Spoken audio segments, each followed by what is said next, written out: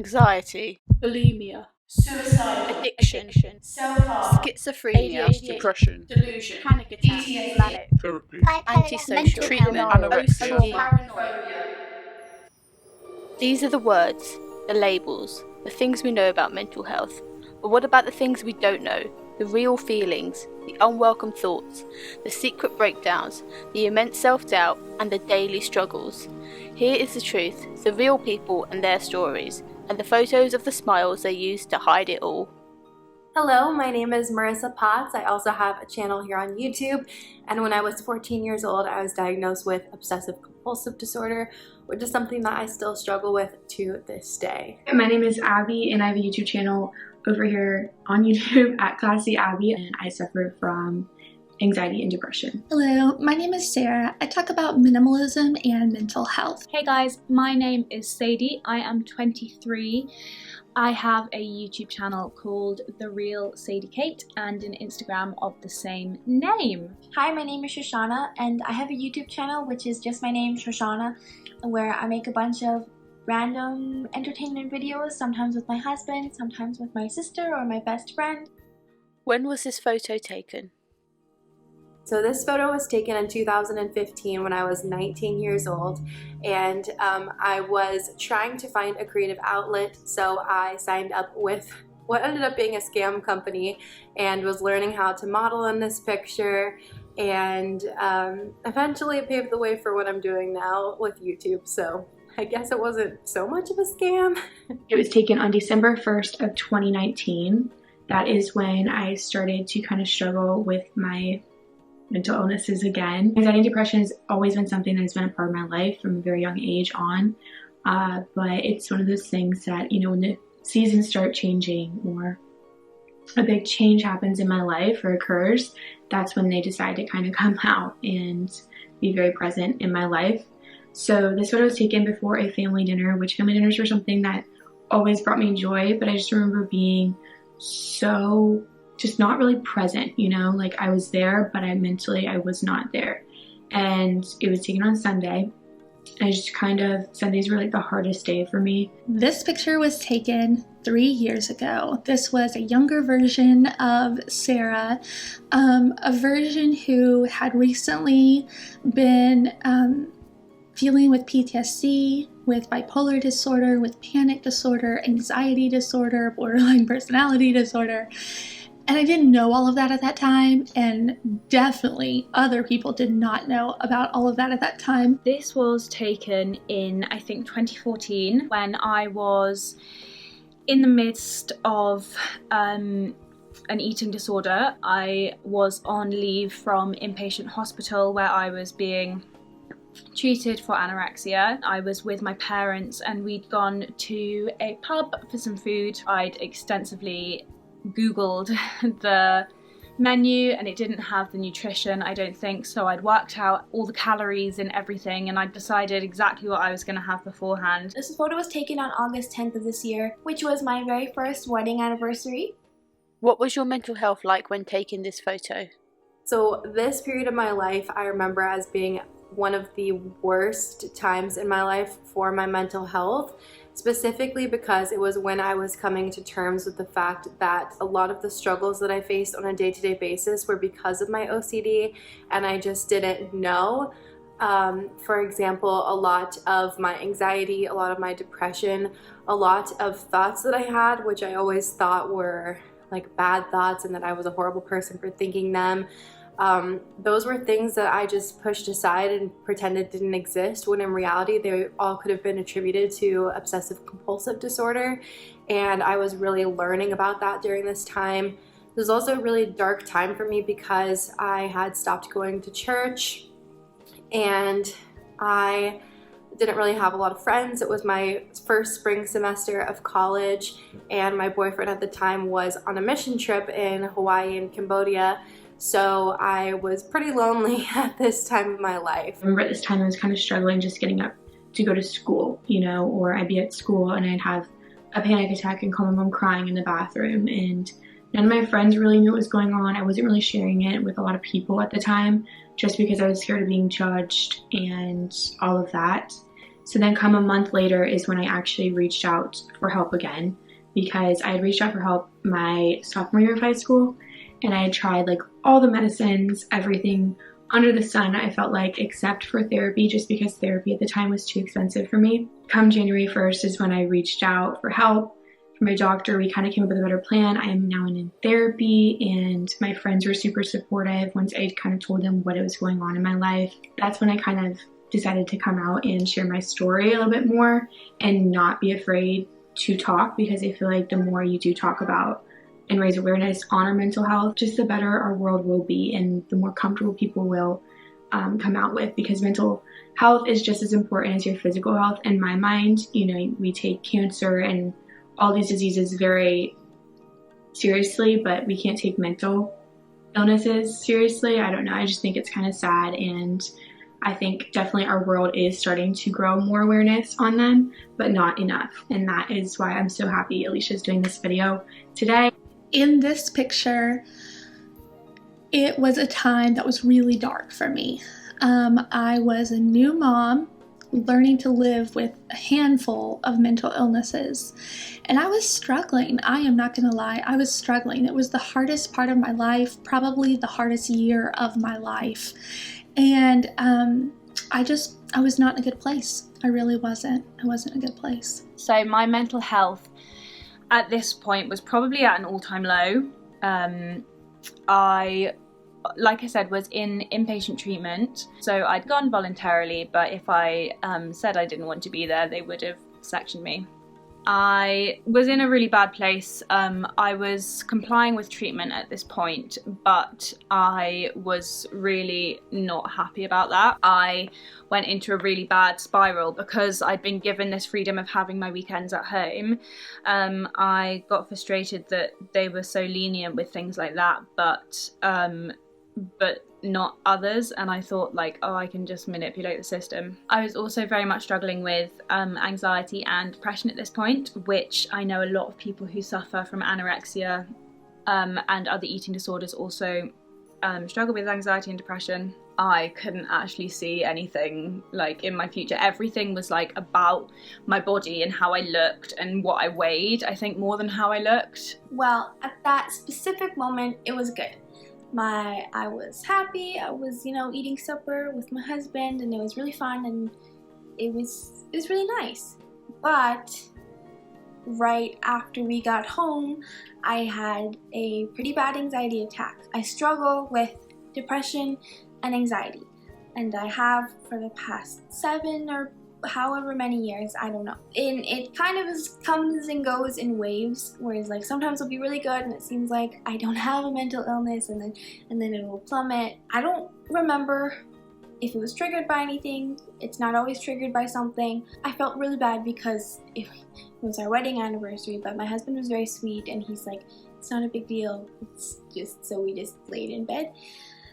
Did anyone know what your mental health was like at this time?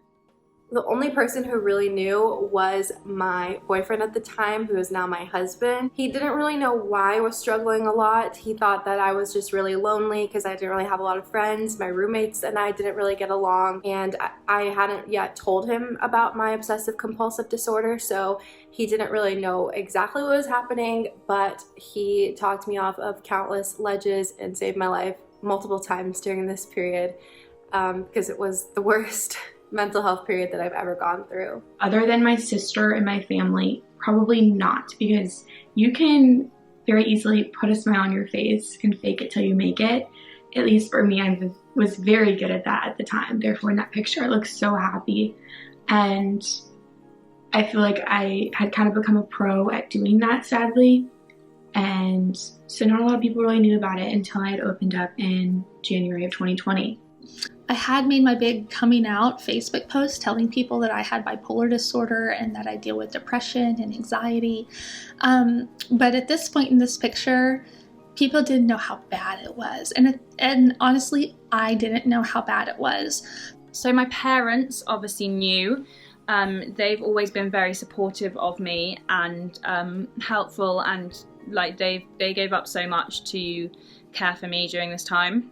very few people knew exactly what was going on. My very close friends did, because they came and visited me at the very beginning. But I think after that, I'd had so little communication with friends that they didn't really know what was going on. It was really down to me as well to sort of let them know, but I wasn't in a position to be thinking about other people, which I know sounds really selfish, but my brain was on food. I'm sure like there was a lot of speculation. I don't know how much people knew.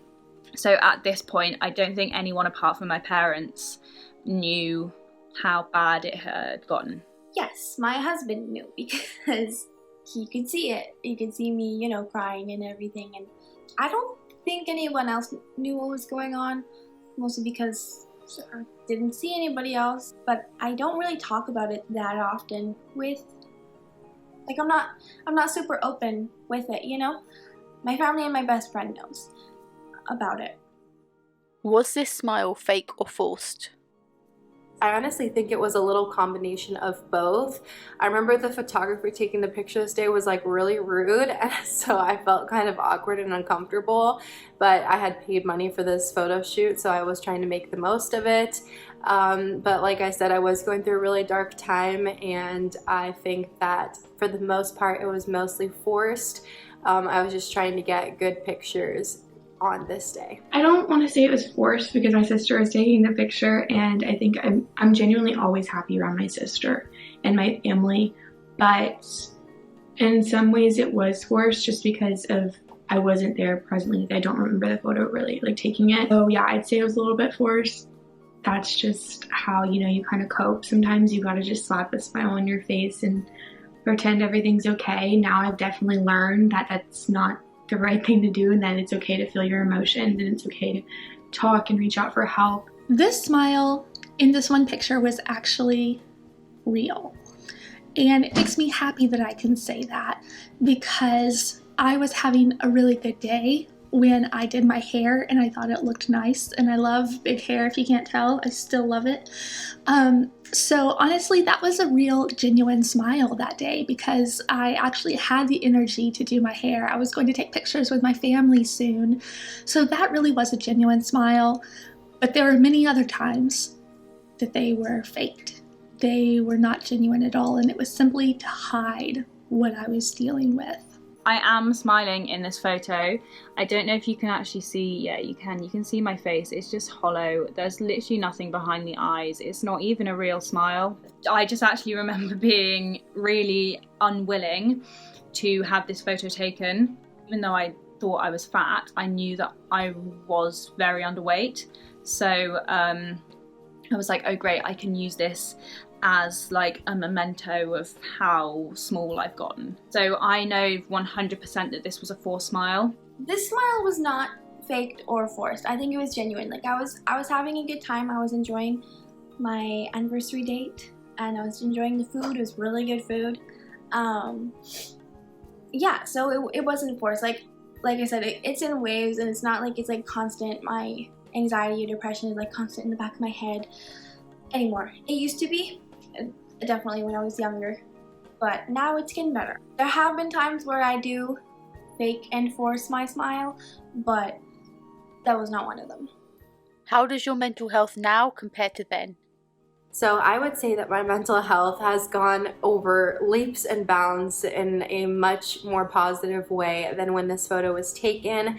I am now happily married. I got a dog, which really helps me, because not only is she so loving and so sweet, but she gives me a lot of responsibility and things to distract my mind. And I've also learned healthy coping mechanisms for when I am struggling with my mental health, which has really helped me over time. Honestly, I took this year to really focus on myself. My New Year's resolution was to better myself, mind, body, and soul. And I feel like I've really done that. I've come a far way on educating myself with my mental health, and I feel like I am a totally different person than I was a year ago from now. And I think that's something really beautiful that has come from all this, you know, the pandemic and everything. Whew, it is night and day. night and day. So obviously I still live with the same conditions, the same illnesses, but I have found better medications to treat them, and I'm working with more professionals who are helping me learn how to live better with these conditions. So I'm in a much better place. I also have so much more support from family and friends now, so it is wonderful, and it's honestly just been freeing to let people know and to not have to hide and put on a fake smile all the time. I am doing so much better with my mental health now. Even through lockdown, it's been, better than it has been, definitely. I am now, I'd say, almost fully recovered from my eating disorder. I've been sort of weight restored now for years, which is fantastic. I love cooking. So I don't know if that would have been so prominent and prevalent in my life if I hadn't had an eating disorder. I'm learning to enjoy like a healthy relationship with exercise. Definitely my main issue at the moment is my anxiety, but I am working on it and I am doing so much better than I was when I was forcing that smile in the photo. If I'm gonna be honest, it's, in this moment, it's good. And the past couple of weeks, it's been good. But like I said, I'm not sure if it'll ever go away. I hope that it does one day. I'm working on bettering my mental health, but it's a journey, and I don't know when it will happen or if it will happen. The goal is to, one day be fully happy. I have bad days, like I said, it's waves. Like some days, some weeks, some months, I'll be great and I'll be like, wow, this is amazing. I feel so happy. I feel great. And then it will plummet. It's really frustrating, but that's, I don't know, that's how it is. But there's some days where like I can't get out of bed, so I don't. Because it's too mentally exhausting, and I've explained that to some people before and they just don't understand. They're like, well, just get out of bed. And I'm like, it's not that easy. If it was that easy, I would. Mental health is really serious. It's not just, oh, well, just get better. It's not as easy as shake it off or just, forget about it. You can't. I hope it can be eye-opening that even if someone is smiling in one moment, doesn't mean they're okay, and that maybe in that moment they're doing fine, but in the next moment they could be at their lowest. It's just, you never know what someone is going through. Thank you to Marissa, Abbie, Sarah, Sadie and Shoshanna for sharing their stories. Their stories could be so similar to the stories of people you love and speak to every day. Ask the difficult questions, look behind the smile, and be kind. Always.